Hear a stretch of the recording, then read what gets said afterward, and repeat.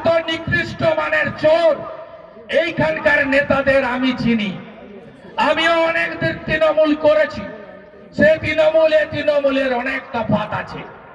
আমি দেখেছি এখানকার যারা নেতা তাদের আজকে অবস্থা কি। নরেন চক্রবর্তী প্রতিদিন কত কোটি টাকা তোলেন, হরে রাম সিং তার বেটা কত কোটি টাকা তোলেন।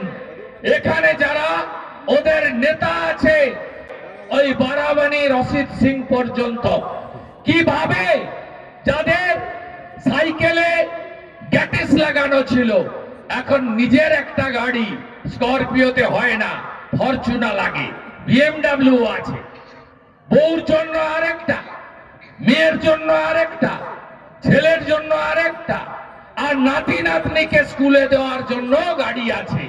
এদের এই পরিবর্তনটা হয়েছে, আপনাদের কোনো পরিবর্তন হয়নি। আর অন্যদিকে এই মলয় পাঁজা থেকে শুরু করে, ইমতিয়াজ থেকে শুরু করে, যুধিষ্ঠির ঘোষ থেকে শুরু করে গোটা পশ্চিম বর্ধমানে 159 জনের তালিকা আমরা করেছি।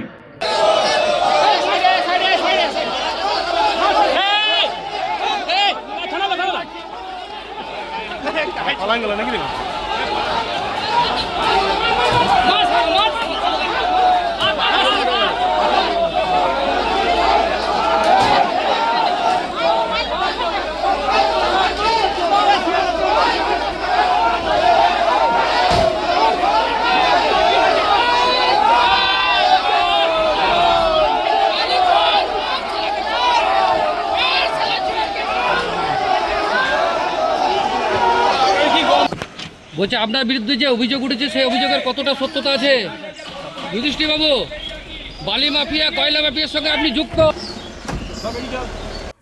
নমস্কার, আমি তিরঞ্জন, টিএসএনএম নিউজে আপনাদের স্বাগত। আমাদের বিশেষ অনুষ্ঠান তুমি বলবে আমি শুনবো।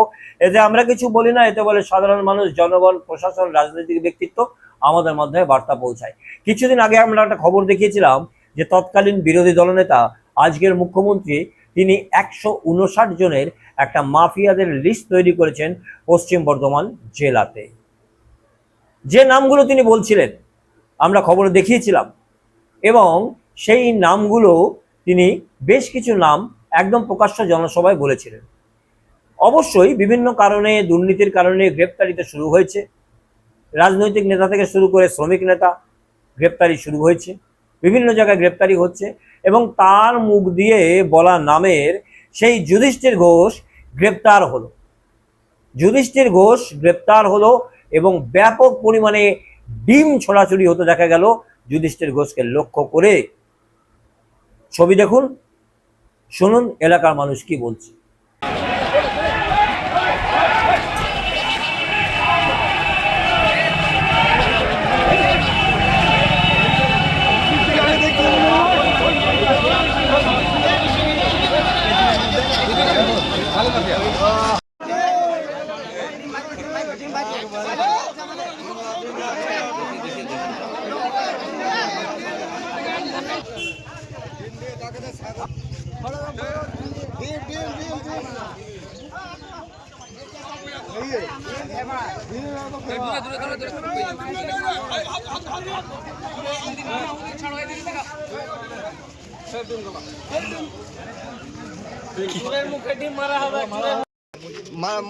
মানে মারা হয়েছে। হ্যাঁ, ও এত বাজে লোক, এত ফালতু লোক। নানা রকম ভাবে কোয়ার্টারে যেখানে বাস করতো বেলডাঙ্গায়, সেই কোয়ার্টারের বালির পয়সা কোয়ার্টার বিক্রি করে 50,000, 1,80,000 যাকে যেমন পেয়েছে বাইরের লোককে নিয়ে এসে ঢুকিয়েছে, সেই টাকাগুলো খেয়েছে। হ্যাঁ, আর সবকার থেকে 3rd ক্লাসের লোক নিতু সরকার, ওকে আজকে ডিম দিয়ে আমরা ওকে সম্মান করবো। কি দাবি রাখছো? হ্যাঁ, দাবি ওর শাস্তি হোক, আমরা এই চাই, শাস্তি চাই। কিভাবে মেরেছে? আপনি যে বলছেন মেরেছে, আমি ছিলাম না বাড়িতে তখন, ওকে একা পেয়ে পুরো মানে হেনস্থা করেছে, থ্রেটনিং দিয়েছে, ধমকি দিয়েছে, বাড়ির সমস্ত কিছু তালা জোর করে তার কাছ থেকে চাবি খুলে পদে পুরো বাড়িটাকে ক্যামেরা করে এটা ওই কাণ্ড করেছে। আমরা কিছু বলি না। দেখুন, যিনি বলছিলেন তার বক্তব্য আমরা শুরুতেই শোনালাম। বিষয়টা হচ্ছে 159। এই 159-এর মধ্যে সব নাম তো বলা সম্ভব না, বেশ কিছু বড় বড় নাম তিনি বলেছিলেন। এবং তার মধ্যে যুধিষ্ঠির ঘোষেরও নাম ছিল। এবং এই যুধিষ্ঠির ঘোষ গ্রেপ্তার হওয়ার পরে এরপরে কার পালা তা নিয়ে কিন্তু শিল্পাঞ্চলে ব্যাপক চাঞ্চল্য ছড়িয়েছে। এবং প্রাক্তন বিরোধী দলনেতা বর্তমানের মুখ্যমন্ত্রী তার যে ভাষণ, সেই ভাষণ নিয়েই কিন্তু চর্চা শুরু হয়েছে শিল্পাঞ্চলে। অর্থাৎ বলা হচ্ছে যে এরপরে আর কারা কারা কখন কি হবে বলা কিন্তু খুব মুশকিল।